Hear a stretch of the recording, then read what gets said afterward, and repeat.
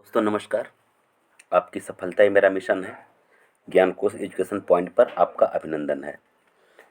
दोस्तों, हम लोग अब तक प्रैक्टिस सेट 62 पढ़ चुके हैं, ज्ञान कोश एजुकेशन और ज्ञान कोश एजुकेशन पॉइंट पर दोनों मिला करके। ये लेटेस्ट का है, हालांकि पहले का तो करीब 350 ज़्यादा वीडियो वहाँ मेरे पहले वाले चैनल पे ज्ञान कोश एजुकेशन पे है। आप उसके प्लेलिस्ट से जाकर देख सकते हैं। आज हम लोग प्रैक्टिस सेट 63 पढ़ेंगे। और जैसा कि आप जानते हैं कि हमारे चैनल के द्वारा मैं नहीं कह रहा हूँ, आप ही कहते हैं कि बहुत अच्छा कंटेंट दिया जाता है और आपका ज़्यादा समय भी यहाँ नहीं लिया जाता है। बस 15 से 20 मिनट के बीच में ही सारा वीडियो मेरा होता है, जिसमें आप 25 क्वेश्चन पढ़ते हैं और हर एक क्वेश्चन काफ़ी अच्छे लेवल का होता है। और आप ही कहते, मैं नहीं कहता हूँ। उसी विश्वास के साथ फिर मैं इस प्रश्नों को लेकर के आया हूँ। और यह भी पूरा प्रश्न हर एक टॉपिक को ध्यान में रख करके, यानी हर एक विधा को ध्यान में रख करके संपूर्ण सिलेबस को टच करने का कोशिश किया गया है। व्याकरण से लेकर के सारी चीज़ें, हर एक विधाओं से संबंधित प्रश्न आपको यहाँ से मिलेंगे। और जो भी प्रश्न मिलेंगे काफ़ी अच्छे प्रश्न मिलेंगे। चलिए, पहला है कथन। कथन के बारे में हम देखते हैं। लिखा है, स्वतंत्र होने के बाद हम क्रमशः मानसिक परतंत्रता में कसते चले गए। जो काम मैकाले नहीं कर सका वह बहुराष्ट्रीय कंपनियां, विदेशी अवधारणाएं और जीवन शैलियां कर रही हैं। इनमें प्रभावित कुछ लोग पाश्चात्य संस्कृत का सृजन करने लगे हैं। यह एक कथन है। यह कथन किसने कहा है, आपको ये बताना है। कथन को फिर से पढ़ लीजिए। स्वतंत्र होने के बाद हम क्रमशः मानसिक परतंत्रता में कसते चले गए। जो काम मैकाले नहीं कर सका वह बहुराष्ट्रीय कंपनियां, विदेशी अवधारणाएं और जीवन शैलियां कर रही हैं। इनसे प्रभावित कुछ लोग पाश्चात्य संस्कृत का सृजन करने लगे हैं। ये आपका कथन है और ये किसका है, आपको ये बताना है। ठीक है ना। आपका कथन मतलब ये कथन है आपके लिए, और किसका आपको ये बताना है। राम विलास शर्मा का है, या डॉक्टर बच्चन सिंह का है, या फिर रामचंद्र शुक्ल का है, या राम कुमार वर्मा का है। तो आपका सही उत्तर हो जाएगा बी, डॉक्टर बच्चन सिंह। दोस्तों, आपसे एक शिकायत है हमारी कि आप ये नहीं बताते हैं कि 25 प्रश्न में आपका कितना सही हुआ। बहुत सारे लोग वीडियोस देखते हैं, लेकिन 1 से 2 लोग ही बताते हैं कि सर मेरा इतना सही हुआ है। और यह आपसे एक मेरा निवेदन है, क्योंकि मैं किस दिशा में चल रहा हूँ वो दिशा आपके लिए अनुकूल है कि प्रतिकूल है। मैं जो आपके लिए कार्य कर रहा हूँ वो सही दिशा में आपको ले जा पा रहा हूँ कि नहीं ले जा पा रहा हूँ, तो इसके लिए आप कमेंट करके बताएंगे तभी हम समझ पाएंगे। चलिए, दूसरा प्रश्न देखते हैं। चूलिका क्या है। चूलिका क्या है, आपको ये बताना है। ये अर्थोपक्षेपक है, या अर्थ प्रकृति है, या कार्यावस्था है, या फिर रूपक है। अर्थोपक्षेपक, ठीक है ना। तो आपका सही उत्तर क्या हो जाएगा, आपका सही उत्तर हो जाएगा ए। क्या है, अर्थोपक्षेपक। चूलिका क्या है, अर्थोपक्षेपक है। स्कंदगुप्त नाटक में अंक हैं, कितने अंक हैं, आपको ये बताना है। स्कंदगुप्त नाटक में कुल कितने अंक हैं। 7 अंक हैं, या 5 अंक हैं, या 8 अंक हैं, या फिर 6 अंक हैं। कुल कितने अंक हैं, आपको ये बताना है। तो आपका सही उत्तर क्या हो जाएगा, आपका सही उत्तर हो जाएगा 5 अंक, यानी कि बी। स्कंदगुप्त नाटक में 5 अंक हैं। आइए हम लोग अगला प्रश्न देखते हैं, प्रश्न नंबर 4। प्रश्न पढ़ लीजिए। मतिराम ने कौन सी रचना किसी के आश्रय में नहीं लिखा। ध्यान से प्रश्न पढ़िए। मतिराम ने कौन सी रचना, उनकी एक रचना है जो किसी भी आश्रयदाता राजा के आश्रय में रह करके नहीं लिखा, स्वतंत्र रूप से लिखा है। तो कौन सी रचना, आपको यही बताना है। अब रचना देख लीजिए। वृत्त कौमुदी है, या ललित ललाम है, या फिर रसराज है, या अलंकार पंचाशिका है। सभी रचनाएं उन्हीं की हैं, मतिराम की हैं। अब आपको ये बताना है कि कौन सी रचना वह स्वतंत्र रूप से लिखे हैं, किसी का आश्रय में नहीं लिखे हैं। तो आपका सही उत्तर क्या हो जाएगा, सही उत्तर हो जाएगा सी। ठीक है ना। जो भी प्रश्न आपको मिलेगा काफी शानदार लेवल का प्रश्न मिलेगा। सन्यास का विलोम क्या है। सन्यास का विलोम क्या है, आपको बताना है। क्या वानप्रस्थ है, या गृहस्थ है, या विन्यास है, या गार्हस्थ्य है। क्या है सन्यास का विलोम, आपको ये बताना है। तो आपका सही उत्तर क्या हो जाएगा, आपका सही उत्तर हो जाएगा डी, गार्हस्थ्य। सन्यास का विलोम गार्हस्थ्य है। ठीक है ना। आइए अगला प्रश्न। भट्ट नायक का दर्शन है, भट्टनायक का जो दर्शन है वो कौन सा दर्शन है, आपको ये बताना है। सांख्य दर्शन है, या शैव दर्शन है, या मीमांसा दर्शन है, या फिर वैष्णव दर्शन है।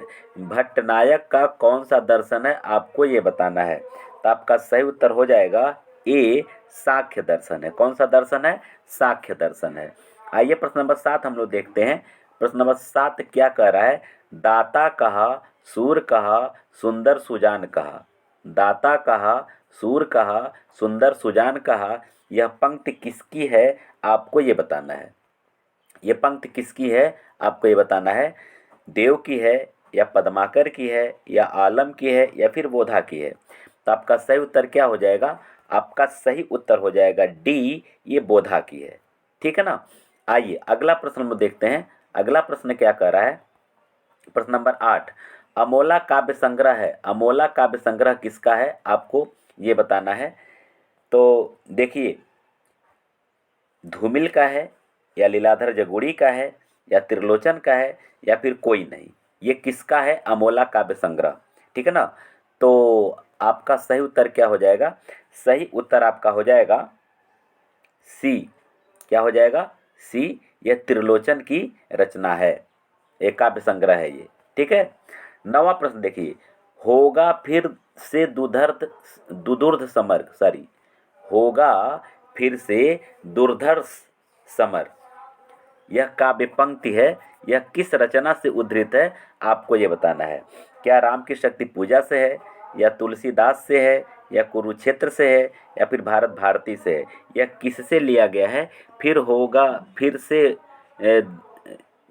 होगा फिर से दुर्धर्ष समर, यह काव्य पंक्ति किसकी है, आपको ये बताना है। तो आपका सही उत्तर क्या हो जाएगा, सही उत्तर हो जाएगा बी, तुलसीदास से है। ठीक है ना।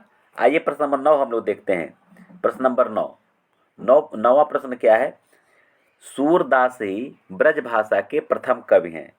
सूरदास ही ब्रज भाषा के प्रथम कवि हैं, और लीला गान का महान समुद्र सूर सागर ही उनका प्रथम काव्य है। यह कथन किसका है, आपको ये बताना है।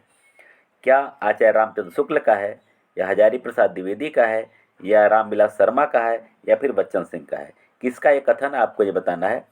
तो ये आपका सही उत्तर हो जाएगा बी, हजारी प्रसाद द्विवेदी का कथन है। दोस्तों अभी आप 10 प्रश्न पढ़े, और निस्संदेह आप हमें कमेंट करके ज़रूर बताएंगे कि प्रश्न का लेवल कैसा है, क्योंकि मैं विशेष करके टीजीटी पीजीटी को ही ध्यान में रख करके प्रश्न बना रहा हूं, और ऐसे प्रश्न को मैं आपके सामने ला रहा हूं जो 2021 के परीक्षा के पैटर्न पर आधारित हो, क्योंकि अब धीरे धीरे परीक्षा का पैटर्न बदल रहा है। हाँ, एक चीज़ यहाँ मैं कहना चाहता हूँ, जो जानकारी मैं यहाँ से देता हूँ, चाहे अपने चैनल के बारे में, या फिर मेरा जो पहले का जो चैनल है ज्ञान कोश एजुकेशन, और ये दूसरा ज्ञान कोश एजुकेशन पॉइंट, उसके बारे में जो कुछ चीज़ें हैं, प्लेलिस्ट में जो वीडियोज़ हैं, या फिर टेलीग्राम पे जो वीडियोज़ मैं देता हूँ उसका लिंक मैं जिक्र करता हूँ, कि डिस्क्रिप्शन बॉक्स में उसका लिंक है, या फिर जो भी चीज़ें मैं बताता हूँ। तो मेरे कुछ मित्र हैं, उनसे मैं एक निवेदन करना चाहता हूँ। आप कहते हैं कि ज़्यादा बोलते हैं सर, तो देखिए मैं आपसे कुछ पैसा नहीं ले रहा हूँ। मैं कोई ऐसा कोई कार्य नहीं कर रहा हूँ जिसे चाहे पेड कोर्स के रूप में मैं आपको कुछ चीज़ दे रहा हूँ। टेलीग्राम से सब सारी सेवाएं फ्री हैं। यहाँ जो मैं दे रहा हूँ सब आपसे ही, आपसे कुछ लिया नहीं जा रहा। जो कुछ भी अगर ये यूट्यूब के द्वारा जो थोड़ा बहुत मिल जाता बस वही है मेरा। तो थोड़ा सा इतना तो आपको सपोर्ट करना पड़ेगा कि मैं कुछ अगर अपने चैनल के बारे में प्रमोशन कर रहा हूँ तो थोड़ा सा आपको बुरा नहीं लगना चाहिए। ठीक है ना। इतना आप सपोर्ट करें, बाकी तो आप लोग जैसा कहेंगे, जिस तरह से सजेशन देते हैं, वैसा मैं अगर संभव है तो उसको मैं पालन भी करता हूँ। लेकिन ऐसी चीज़ के लिए आप न कहें कि जो मुझे अच्छा न लगे। ठीक है ना। चलिए, तो आप ज़रूर बताएं कि आपका कितना प्रश्न सही हुआ, प्रश्नों का लेवल कैसा है। ये तो कमेंट आप कर सकते हैं ना, ये तो आपको करना चाहिए था। और मेरे इसी वीडियो के डिस्क्रिप्शन में बहुत सारे लिंक भी हैं, अच्छे अच्छे वीडियोज़ के लिंक हैं। टेलीग्राम चैनल का लिंक है, जिसका पूरा PDF आपको वहाँ से मैं दे देता हूँ। वहाँ से आपको वीडियो का लिंक भी मिल जाता है। तो वहाँ आप जा कर के ज़रूर इन चीज़ों को देखें, समझें, और अपने दोस्तों को शेयर करें। नए हो तो सब्सक्राइब कर लें। आइए 11, अर्थ क्रियोपेतम काव्यम, यह काव्य के संदर्भ में यह कथन किसका है, आपको ये बताना है। ठीक है ना। इसको पढ़ लीजिए, अर्थ क्रियोपेतम काव्यम, काव्य के संदर्भ में यह कथन किसका है, ए मम्मट, बी वामन, सी भरत मुनि या फिर डी उद्भट। ये किसका है आपको ये बताना है, ठीक है ना। तो आपका सही उत्तर क्या हो जाएगा, आपका सही उत्तर हो जाएगा सी भरत मुनि। किसका है, ये भरत मुनि का कथन है। 12वां देखिए, जलते हुए वन का बसंत, जलते हुए वन का बसंत, यह किसकी पंक्ति है आपको ये बताना है। क्या दुष्यंत कुमार का है या फिर शरद मिश्र का, सॉरी ये पंक्ति नहीं है, ये रचना है, ठीक है ना। ये किसका आपको ये बताना है, दुष्यंत कुमार का है या रामदरस मिश्र का है या वीरेंद्र मिश्र का है या फिर रविंद्र भरमर का है, किसका है आपको ये बताना है।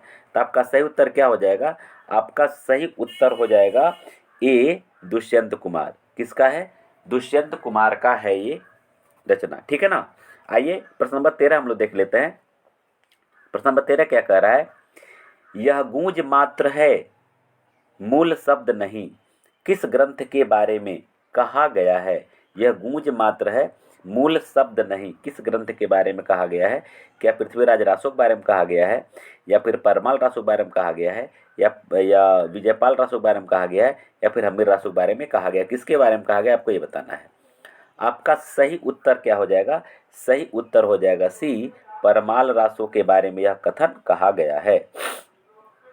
आइए प्रश्न नंबर 14 हम लोग देख लेते हैं।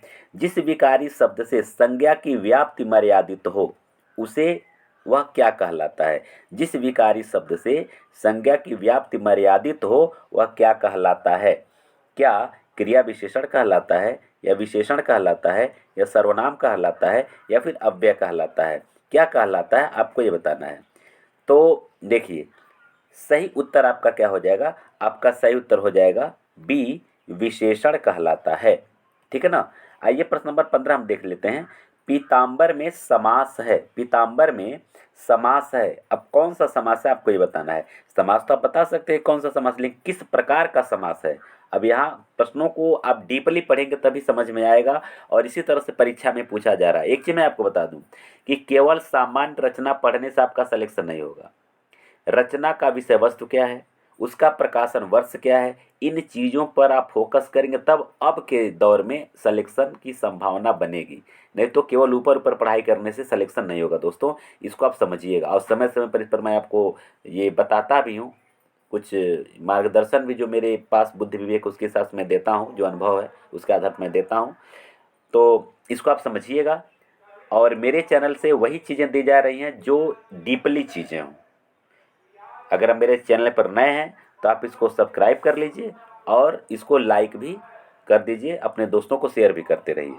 देखिए समानाधिकरण बहुब्रीहि, व्याधिकरण बहुब्रीहि, तुल्य योग बहुब्रीहि या इसमें से कोई नहीं, इसमें से किस प्रकार का समास है आपको ये बताना है। तो आपका सही उत्तर क्या हो जाएगा, आपका सही उत्तर हो जाएगा ए, क्या है, समानाधिकरण बहुब्रीहि के अंतर्गत ये आएगा, ठीक है ना। अगला फिर एक प्रश्न समास से ही है, यह भी बहुत शानदार है। इस तरह के प्रश्नों पर आपको ज़्यादा ध्यान देना होगा।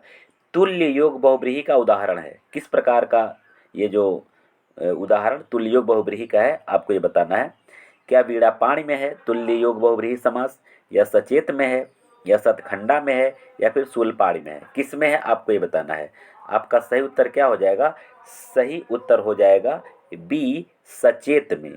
किसमें है, सचेत में तुल्य योग बहुब्रीहि समास का उदाहरण है, ठीक है ना। आइए प्रश्न नंबर 17 हम लोग देख लेते हैं। 17 क्या कह रहा है, कालिदास कृत रघुवंशम में कितने श्लोक हैं। अभी नहीं पूछा जाएगा कि रघुवंशम किसकी रचना, ना ना ना ना, अब ये डीपली प्रश्न पूछा जा रहा है कि कालिदास कृत रघुवंशम में कितने श्लोक हैं, अब आपको ये बताना है। क्या 1569 श्लोक हैं। थोड़ा सा जुकाम हुआ है इसलिए आवाज़ हो सकता है कुछ बदल कर आ रहा है, उसको आप मैनेज कर सकते हैं, क्योंकि जब वीडियो लंबे समय के बाद जब डालते हैं तो हमें भी अच्छा नहीं लगता है, टाइम नहीं मिलने की वजह से। लेकिन जब समय मिलता है तो मैं जल्दी जल्दी वीडियो अपलोड करने की कोशिश करता हूँ, ठीक है।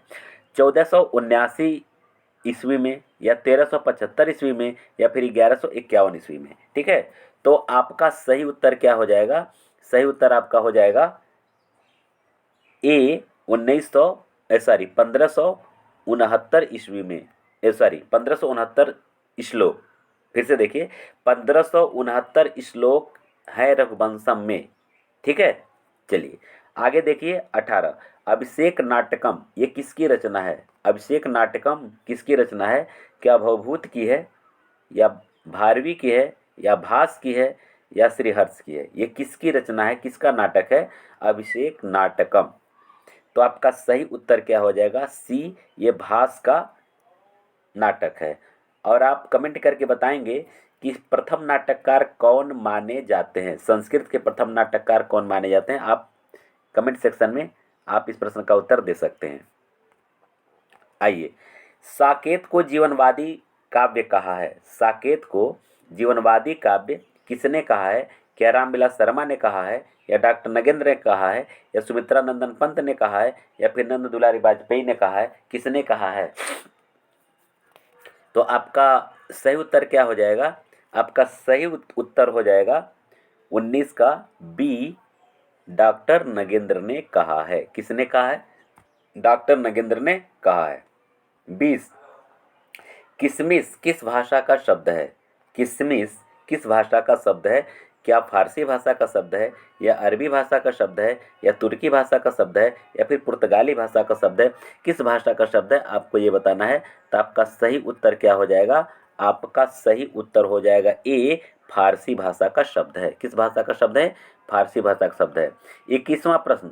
दोस्तों चैनल को सब्सक्राइब कर लीजिए अगर आप नए हो तो, और पुराने हैं तो शेयर और लाइक कर दीजिएगा।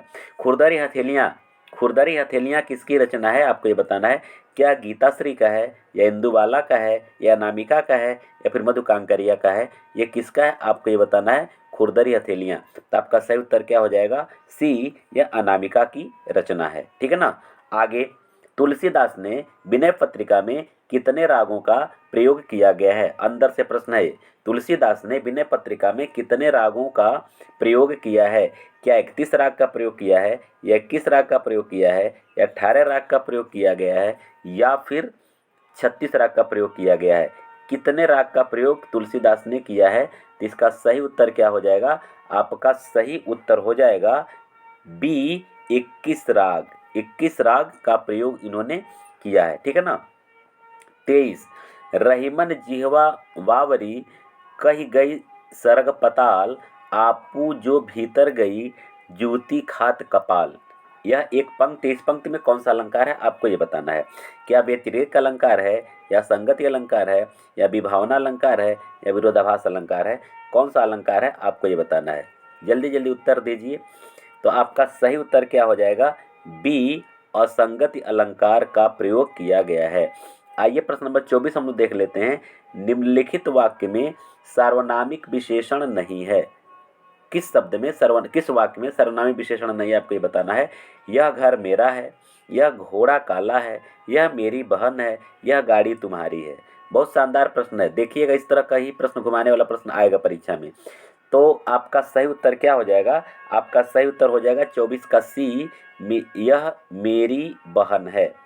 यह मेरी बहन है। इसमें सार्वनामिक विशेषण नहीं है, क्योंकि सार्वनामिक विशेषण आप जानते हैं कि सार्वनामिक विशेषण संज्ञा की ओर संकेत करता है। यह वह शब्द जो है ये सर्वनाम है और संज्ञा की ओर संकेत करता है। तो यह घर की ओर संकेत कर रहा है, यह घोड़ा घोड़े की ओर संकेत कर रहा है, यह गाड़ी को संकेत कर रहा है। लेकिन यह और मेरी, ये दोनों ही सर्वनाम है, यहाँ कोई बाद में कोई संज्ञा नहीं है। इसलिए इसी तरह की चीज़ों का ध्यान रखना पड़ेगा। अगर ऐसा प्रश्न पूछा जाए तो सार्वनामिक विशेषण नहीं है। कुछ हारमोनियम का आवाज़ आ रही होगी दोस्तों, तो थोड़ा सा बगल में भागवत कथा हो रहा है, उसी का आवाज़ आ रहा है, तो इसको थोड़ा सा मैनेज कर लीजिएगा। और इसीलिए काफ़ी हमको दिक्कत होता है वीडियो बनाने में, क्योंकि अक्सर ये चलता रहता है, 10-12 दिन से यही सब चल रहा है। तो बड़ा हिसाब किताब से हमको देखना पड़ता है, समय कब खाली है, बगल में ही है तो आवाज़ ज़्यादा आता है। चलिए ठीक है, आगे देखिए। शांत रस को मूल रस किसने माना है? शांत रस को मूल रस किसने माना है? आपको ये बताना है। क्या अभिनव गुप्त ने माना है, या उद्भट ने माना है, या रुद्रट ने माना है, या फिर वामन ने माना है? किसने माना है? आपको ये बताना है। तो आपका सही उत्तर क्या हो जाएगा? सही उत्तर आपका हो जाएगा ए, अभिनव गुप्त ने माना है। तो दोस्तों इस तरह से आपका 25 प्रश्न हुआ। और इतना मैं जाते जाते ज़रूर आपसे मैं निवेदन करना चाहूँगा कि आप अवश्य अपने स्कोर को हमें बताएं कि आपका कितना सही हुआ है, ठीक है ना। ताकि मैं इसी हिसाब से मैं समझ सकूं कि आप को ऐसा तो नहीं कि बहुत ज़्यादा कठिन प्रश्न दिया जा रहा है या बहुत लो लेवल का हो जा रहा है। तो इस तरह से जब आप अपना स्कोर बताएंगे तो हमको लगेगा हाँ ठीक चल रहा है, और भी कठिन प्रश्नों को लाया जा सकता है अगर आप कहेंगे तो।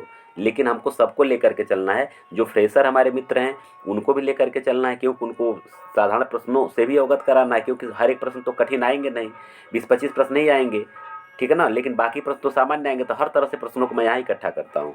तो यही है। अब इस तरह से आप मेरे साथ जुड़े हुए इसके लिए बहुत बहुत धन्यवाद। और फिर हम लोग मिलते हैं अगले वीडियो के साथ, अगले प्रैक्टिस सेट के साथ। तब तक पढ़ते रहिए, मस्त रहिए। हाँ, मेरे पहले वाले चैनल पर ज्ञानकोश एजुकेशन पर आपके लिए 350 से 400 के आसपास वीडियो अपलोड हैं। आप ऑफ टाइम में, जब मैं नहीं वीडियो अपलोड कर रहा हूँ, उस समय अगर आपको मेरे चैनल से पढ़ना है तो वहाँ से पढ़ सकते हैं, क्योंकि वहाँ आपका वीडियो भी है, प्रैक्टिस सेट भी है और बहुत कुछ चीज़ वहाँ से आपको मिलेगा। अभी एक बार वहाँ आप जाएँ तो सही, और कमेंट बॉक्स में जो है आप जो भी है कमेंट करें, और डिस्क्रिप्शन में कई सारे वीडियोज़ का लिंक है, एक बार डिस्क्रिप्शन को जरूर देख लें। आप सबको बहुत बहुत धन्यवाद।